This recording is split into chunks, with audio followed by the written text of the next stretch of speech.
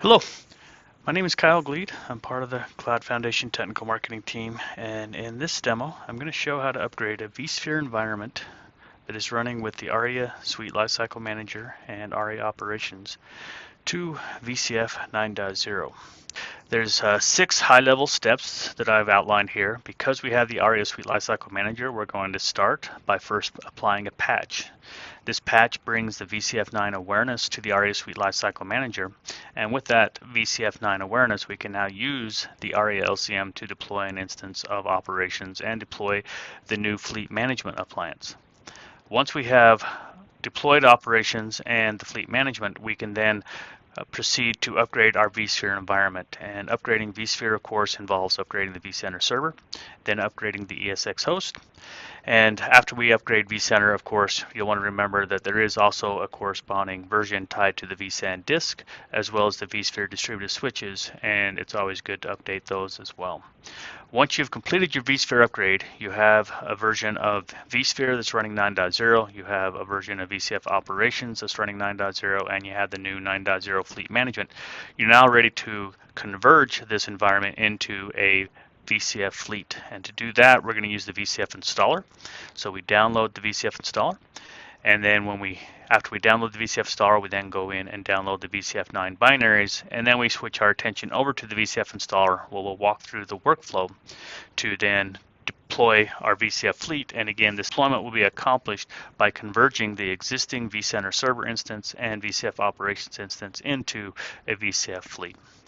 And then we'll wrap up the demo at that point. So let's go ahead and jump in. I'll start here by upgrading the Aria Suite Lifecycle Manager. So you'll see here I've logged into the Aria Suite Lifecycle Manager, and I'm going to go ahead and just show you the version. We see that we are running version 8.18, and so I need to first apply the patch 2, and again that patch 2 is going to bring the VCF 9 awareness. So to do that, I come down to settings and I go to system patches, and here I can go ahead and apply the patch. Now here you'll see the patch is available behind the scenes, and what's not showing in this demo is I had to first download the patch from the Broadcom software portal.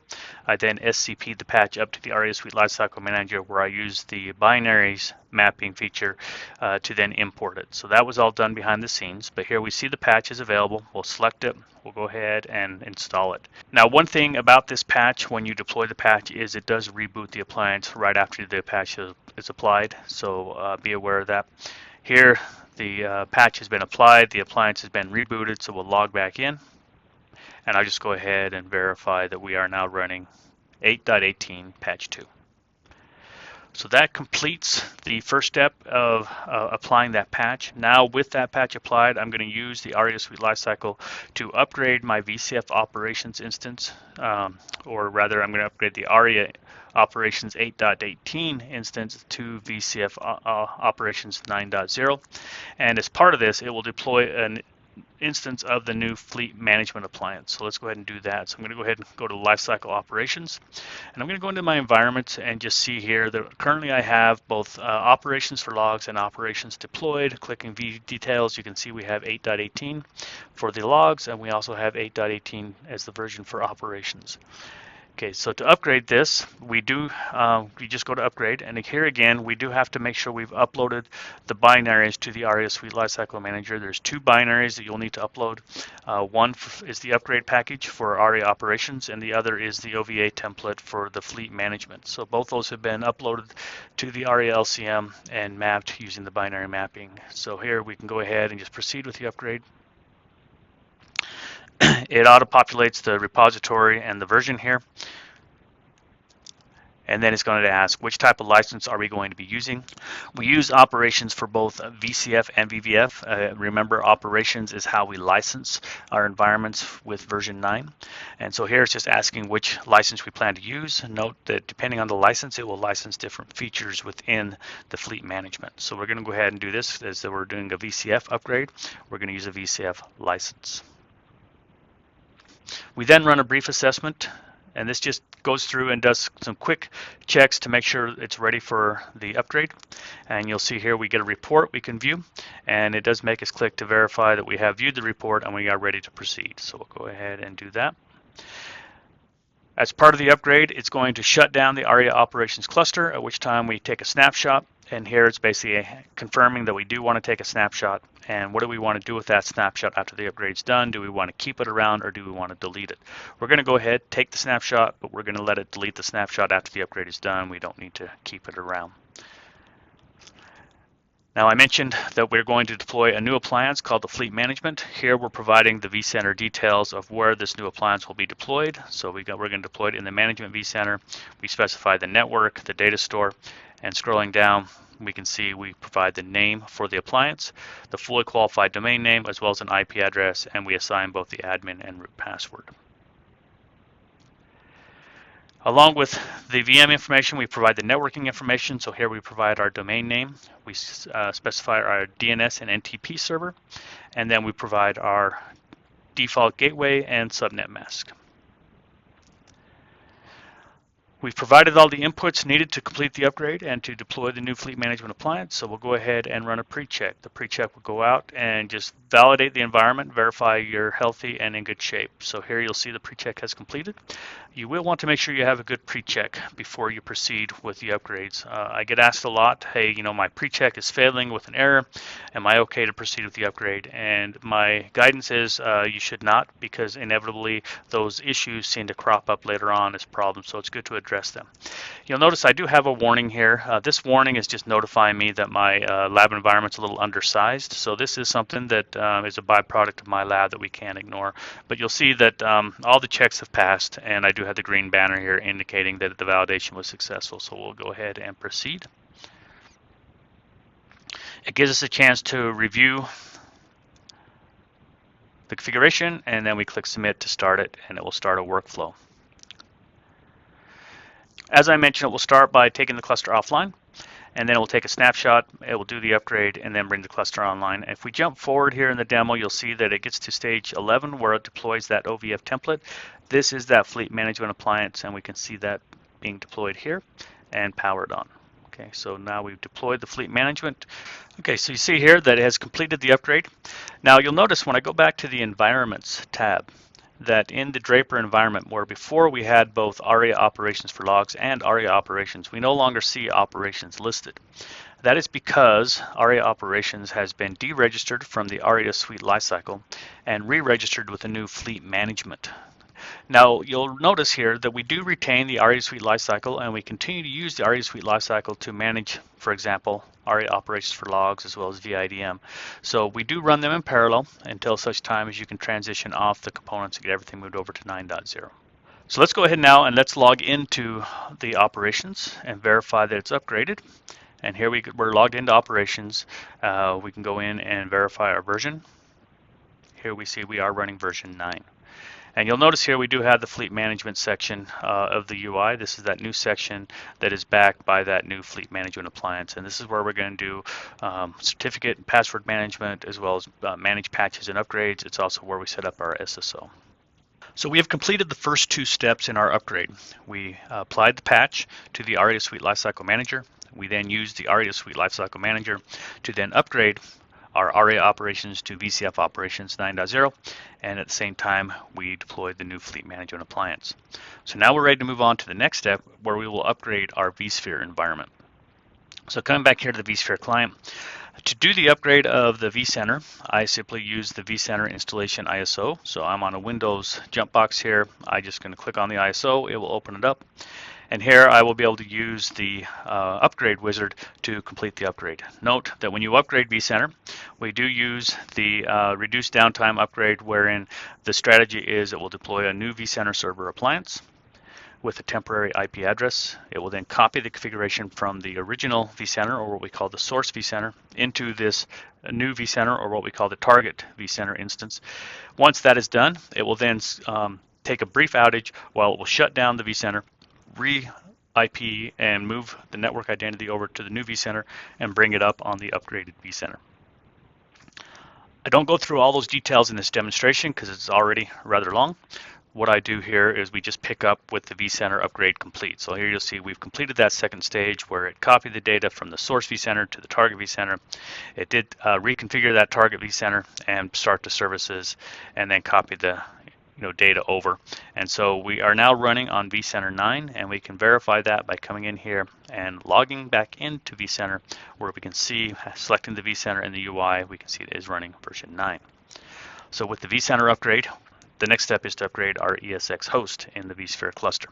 So to do that, we're going to select CL01, which is our cluster, and we're going to go to the Updates tab, where here we confirm we are currently running 8.0 Update 2. Now we are going to use vSphere Lifecycle Manager to upgrade our cluster, and as such we do need to create a new image, and this image will be based off of the ESX 9.0 version. So to do that, we're going to go into the vSphere client, where under the menu we can choose Lifecycle Manager, and I'm going to go ahead and just import the new 9.0 depot. So I'm going to go out here and browse to where I find the depot that I've downloaded, and this is a zip file, and we're going to basically import that. Now that that's been imported, if I go to Software Depot, we see that we now have the 9.0 image available. So now we can go ahead and create an image for that. So we'll go back here to the images, create an image, and I'm going to assign this image a name. I'm just going to call it ESX9 and provide the build number, and then I'm going to specify the version, which is that 9.0 version that we just uploaded. We will validate the image and then save it. Okay, so we have essentially created our VLCM image for ESX 9.0. So now we can go back to our cluster. And to use VLCM to update or upgrade the ESX host, we simply need to go in and update our image and remediate the cluster. So here we're going to select image. We're going to edit the image. Coming here, we're going to select the drop down, and we're going to switch the image assigned to this cluster to that new 9.0 image that we just created, and we save that. Now notice here it's going to do a quick check, and it's now going to tell us, hey, 4 hosts are non-compliant. That's because our 4 hosts are running 8.0 update 2, but we've told it they should be running 9.0. So now we need to bring things into compliance, and the way we do that is by remediating the cluster. So we're going to go ahead and do a remediate all. So here we have a summary of the upgrade, what it's going to do. So we're going to go ahead and start the remediation. Now, it's going to go out and consult DRS, and it's going to identify which one of these hosts it will start with. One of the common questions we get is, can we determine the order that it's going to do the upgrade? The answer is no, because it's determined by DRS at runtime. You'll see here in this example, it has decided to start with host ESX3. Okay, so it begins the remediation of that host by first placing it into maintenance mode. And when it does this, it will evacuate all the VMs off the host. It will place it into maintenance mode. Once it's in maintenance mode, it will go ahead and install the upgrade. It will upgrade the ESX on the host. And once it's done, it will reboot the host. Once the host reboots, it will come back and connect to the cluster, at which time we will take it out of maintenance mode. And then we will run a final scan to verify that the upgrade was complete. And it will basically repeat this process for each host in the cluster. So here we did host 3, and we'll see that it will go on to the next host in the cluster, host 2 in this example. Now I'm going to go ahead and just jump to the end here, because we don't need to see that process repeated 4 times, but you'll see here it finally has updated all hosts in the cluster. They're now compliant, which tells us we are running 9.0. And we can confirm that by coming over here to the Summary tab, where we can see for ESX1 that we are now running 9.0. Okay, so we have finished the vSphere upgrade. We upgraded the vCenter server, we upgraded our ESX host, and we're now ready to deploy the VCF installer. So to do that, we'll navigate back to the cluster, where we'll go to Actions and Deploy OVF Template. Here I've downloaded the OVA for the VCF installer, so we'll go ahead and select that. Now you'll notice here when we upload the file, in this list you do not see an OVA that's named VCF installer. That is because the VCF installer runs as a service on the SDDC Manager appliance. This is an important distinction that's a little bit subtle, because we're going to deploy an instance of the SDDC Manager appliance, and by default it's going to run as the VCF installer. And then as part of the convergence, when we converge the vSphere environment into a VCF management domain, it will then switch the personality of this OVA over to the SDDC Manager. So we're going to deploy the SDDC Manager. It will start as the installer. It will then get reconfigured as the SDDC Manager as part of the convergence. So just keep that in mind. You'll see that again coming up in the demo. So we'll go ahead and select the SDVC Manager appliance, and we'll open that up, and we're going to deploy this. By default, it will run in installer mode, as we'll see. So I'm going to assign the name SDVC Manager because I know that in a future step, I'm going to reconfigure this to become my SDVC Manager. So I'm going to name it with that end state in mind, and then we'll go ahead and deploy it. Now, I kind of skipped through some of those steps on the deployment, but as part of that deployment, one of the things we did do is set the default passwords as well. But here you'll see I deployed the OVA, so now I simply power it on. Okay.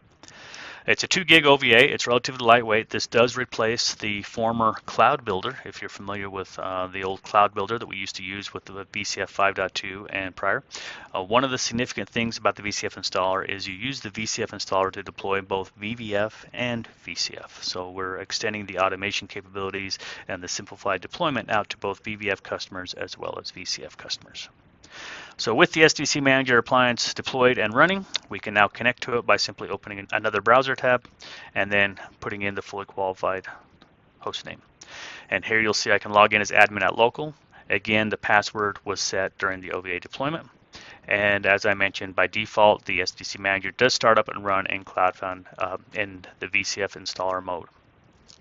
Okay, when we deploy the Cloud Foundation installer, I mentioned it's a relatively small appliance, about 2 gig in size, and when we deploy it, it does not contain any of the VCF9 binaries. So one of the first steps we need to do before we can use the VCF installer is we need to set up a depot and download the binaries.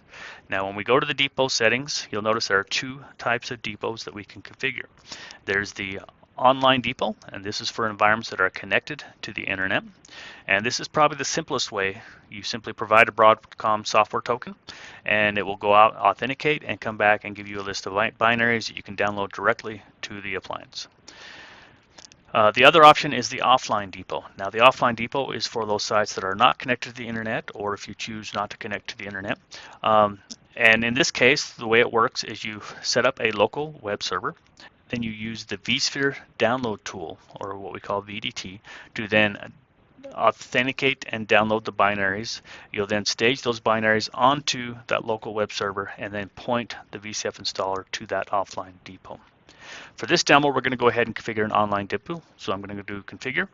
And again, I just provide that Broadcom software token, and then I authenticate. Once I have authenticated, you scroll down, you'll see that I do have all the binaries that are available for download. And so we'll go ahead, select those, and click download.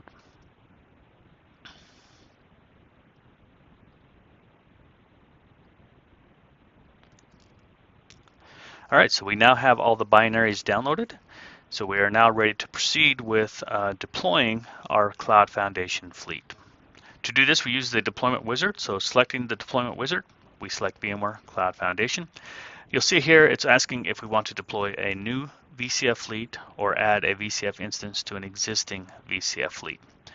So when you deploy a new VCF fleet, essentially what it's doing is it's going to take a new instance of VCF operations and VCF automation and instantiate those as fleet level components for a new VCF fleet. It will then deploy a new VCF instance, which is comprised of a VCF management domain, and register those with the operations and automation instance.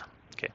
Now the distinction here between deploying a new fleet and adding a VCF instance to an existing fleet is once you have instantiated your fleet with your instance of operations and automation, you can now register multiple VCF instances with that. So if I already have operations and automation running, and I simply want to add another VCF instance to that existing operations and automation instance or to that existing fleet, I would choose the second option where it will just go out, deploy a new VCF instance or a new instance of the VCF management domain and register that with the existing operations and automation component. Okay. Now, one note about deploying a new fleet. We do have the ability to deploy a new fleet using existing infrastructure. So if you have an existing instance of vSphere, you have an existing instance of operations, you have an existing instance of automation, you can use these as part of your new fleet, and we're going to see that coming up. So you do not have to do a net new deployment. You can do what we call a brownfield deployment, and you can use those existing components. So we're going to go ahead, deploy a new fleet, and we'll go ahead and continue. Okay, now here is where it's asking us about some of those existing components. So here you'll see specifically about the VCF operations and the VMware vCenter. So we are going to use the operations that we just upgraded. So we're going to use that existing VCF operation instance that was upgraded from 8.18 to version 9. And remember, as part of that, we deployed that new fleet management appliance. And so you're gonna see that again here coming up in the couple screens. In addition, we're going to take that existing vSphere environment that we upgraded from 8.0 update 2 to 9.0, and we're going to converge that into the VCF management domain. So we're going to go ahead and select that. So with that, we're going to go ahead and proceed. Here we provide general information about the VCF instance that will be deployed, to include the version number, give the instance a name, and we assign a name to the management domain. Probably one of the more important questions on this screen is the deployment model. So notice we now have a choice in how we deploy in terms of the model. We can deploy with a simple deployment or a high availability deployment. This essentially affects how many VMs will be deployed.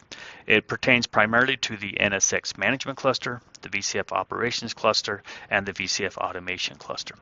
If we choose the simple deployment, these three components will be deployed as single nodes or single appliances. If we choose high availability, each of those components will be deployed as a 3-node cluster. So the significance here is when you use the simple deployment, you're going to deploy a single node for each component, and you're going to rely on vSphere HA to provide for availability. If you choose the high availability node, you're going to get a 3-node cluster of each. So you're going to add some additional availability by having the 3-node clusters that will provide some additional degree of availability, as well as additional capacity for scalability. So simple is for targeted primarily for smaller deployments, for test dev, for home lab, for instances where you want to have a small footprint. High availability targets the production deployments where you want to focus more on having availability and scalability as opposed to the reduced footprint. So we're going to go ahead and do a simple deployment here, and we'll go ahead and proceed. Now, we do have the option here to auto-generate passwords. I don't use that because in my lab environments, I like to, I have muscle memory on the passwords I use, and I like to use that, so I leave that unchecked, but you do have that option as well. Okay, because we are using an existing VCF operations instance, rather than prompt us for information on how to deploy VCF operations, it's simply going to ask us for the fully qualified domain name and the password, and ask us to connect to that instance, where it will then be able to use the API to identify the instance. Here we see it's gone out, got the thumbprint. We need to confirm that and acknowledge that that is the right instance of VCF operations.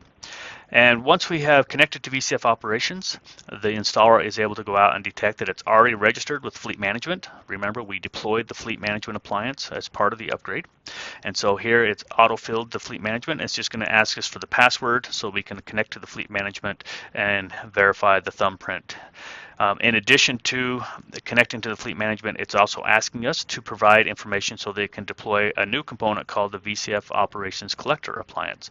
So here we're going to call our collector the Management Collector, and we're going to we provide the administrator password. So that takes care of the operations configuration. And so here again, it's going to go out, connect to that Fleet Management, and ask us to confirm the thumbprint to make sure we got the right appliance. Now we move on to VCF automation. So I mentioned earlier, you can use an existing instance of VCF automation. If you have an existing instance of VCF automation, here what you would do is you select the checkbox indicating that you want to connect automation later. You would go through, do your VCF 9 upgrade. You would converge your environment into a VCF 9 fleet and create that management domain. And then you'll go into the Fleet Manager where you would import the existing Aria automation and then upgrade it to VCF automation. Since we don't have an existing instance of Aria automation that we'll be using, we're going to go ahead and deploy a new instance of VCF automation, so we don't check the box.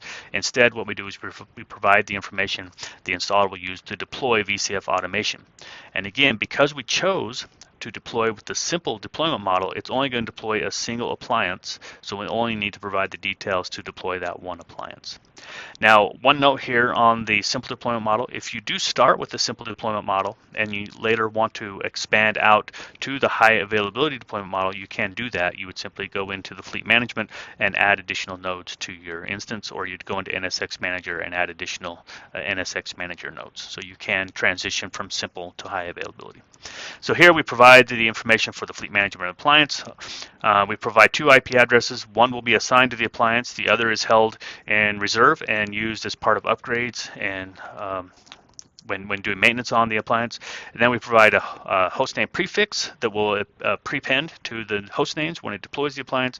And then you'll have the internal cluster CIDR that it will use internally within VCF automation. We then provide our details for the vCenter server. Again, we're using an existing vCenter server that we're going to converge into our management domain. So here we just provide the login credentials along with the fully qualified domain name. And here again, we will need to confirm the thumbprint, make sure we got the right appliance. Now we will be deploying a new instance of the NSX manager, and here again we chose a simple deployment model, so it's asking us for a single node. It does ask for both the cluster fully qualified domain name, which is kind of like that floating IP or that VIP, and then a fully qualified name for the first appliance. And then we configure the passwords as well. Now a couple of notes here. So as I mentioned earlier, you can start with the simple mode, and if you wanted to then go in and add additional nodes and move to the high availability, you could log into the NSX manager and do that. In addition, you'll see this toggle here to configure overlay using the ASX management VM kernel networking. So as part of NSX, we have, of course, the software-defined networking capabilities, specifically the virtual networking. And as part of that virtual networking, we do use something that's referred to as an overlay network. And for the overlay network, we do need to configure what we call tunnel endpoints on the ESX host. If you do not configure those tunnel endpoints, it will be deployed in what's called VLAN-backed networking mode. There are no changes to your existing vSphere networking. There's no changes to the VDS or to the port groups that's required when you converge to the new VCF fleet. However, you are given this option to go ahead and to enable the overlay or the TEP network on the ESX management network. And if you do that, it will basically just go in and configure those TEPs on the management network. And the goal here is to help simplify and make it easy to adopt NSX and get started with virtual networking. However, the recommendation is that you will typically, in a production environment, or if you have a large environment where you're going to be using a lot of overlay networks, is to separate that overlay networking out onto separate NICs. And so you can use this toggle to enable this by default and then go into NSX Manager and migrate over to separate TEPs later on. All right, so that's the NSX configuration. We'll go ahead and proceed. Now I mentioned that the VCF installer runs as a service on the SDDC Manager appliance. When we downloaded the VCF installer, we downloaded the SDDC Manager OVA, and when we named the appliance, we called it the SDDC Manager. That is because here it's basically saying, hey, we're going to take that existing, and this blue box explains this, we're going to take the existing appliance that you're currently using as the VCF installer, and we're going to reconfigure this to become the SDDC Manager. And so it's asking us for the fully qualified domain name and the password so that it can log in and make those changes. So here we go ahead and just provide the password.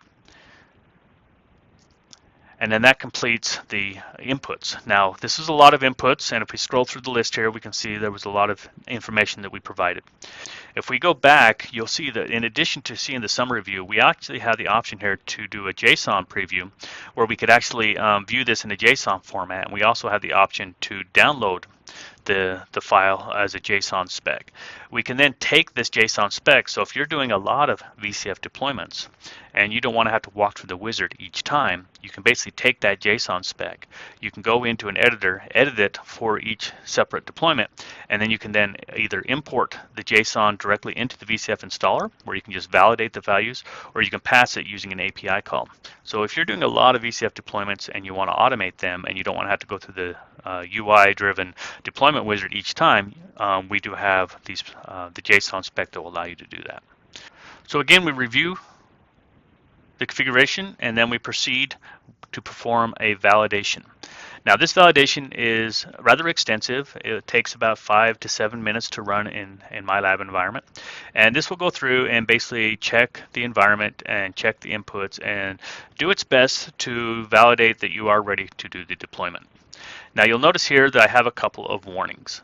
It's very important to kind of understand the difference between a warning and an error, and to understand the importance of addressing any issues prior to starting the deployment.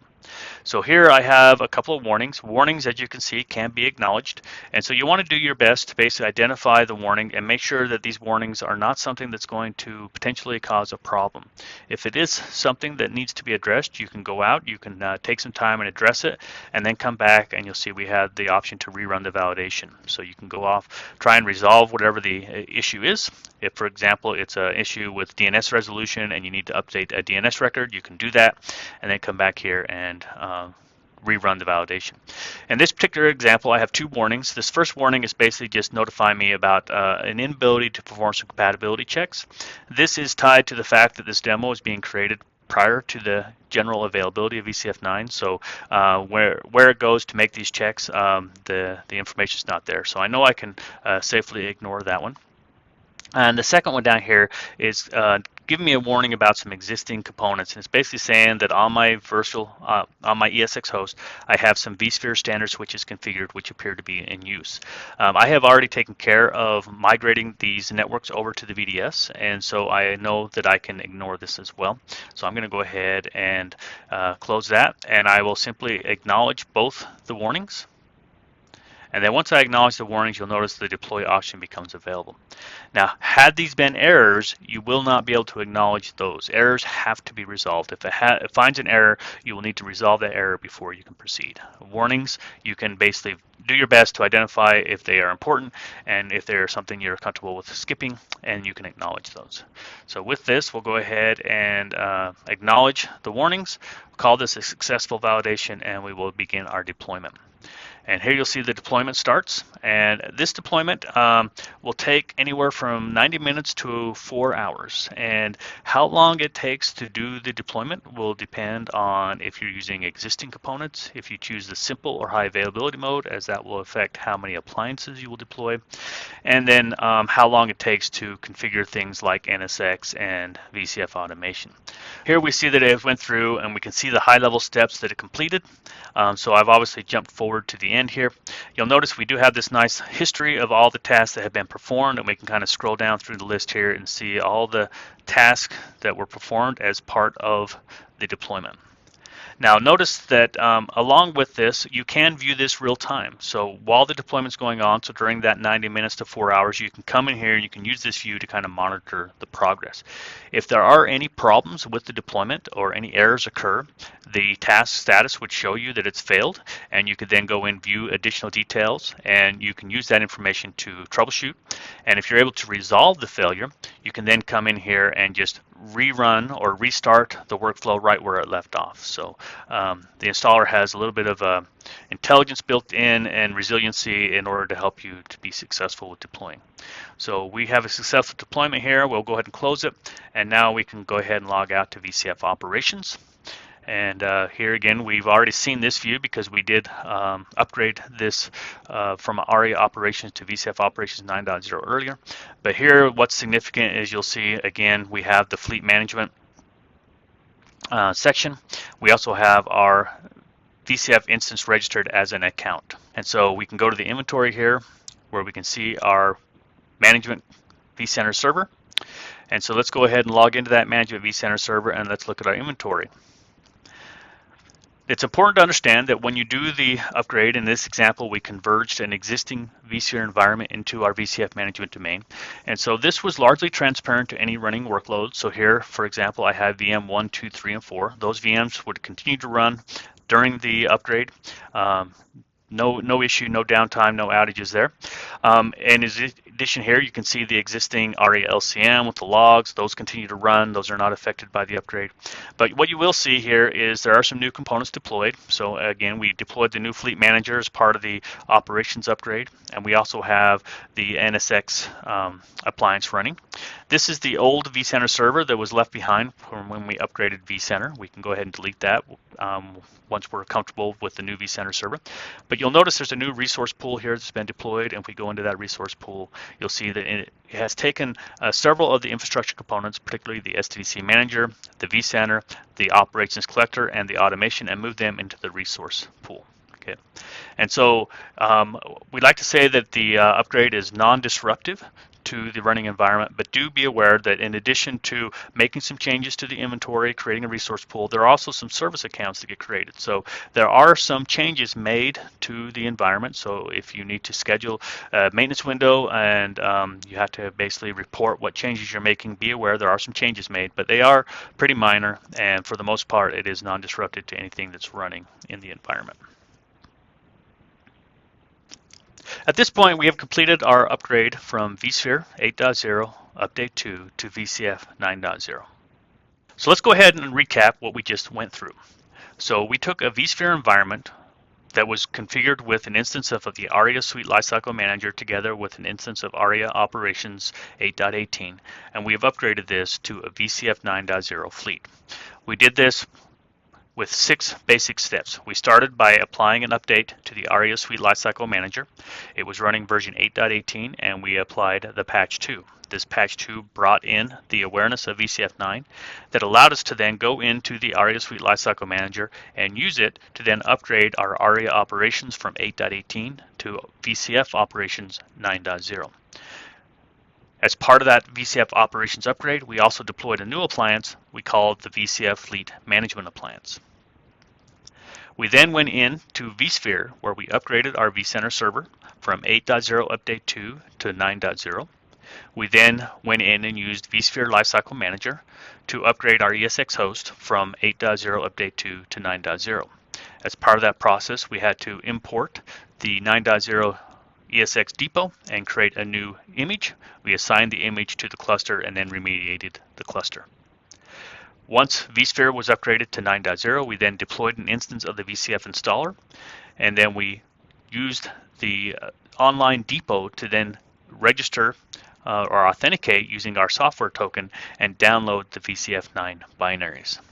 We then went into the VCF installer and used the deployment wizard to gather the input required to take the existing vCenter server instance together with the existing VCF operations instance and converge them into a new VCF 9 fleet. As part of this, we deployed a new component called the VCF Operations Collector.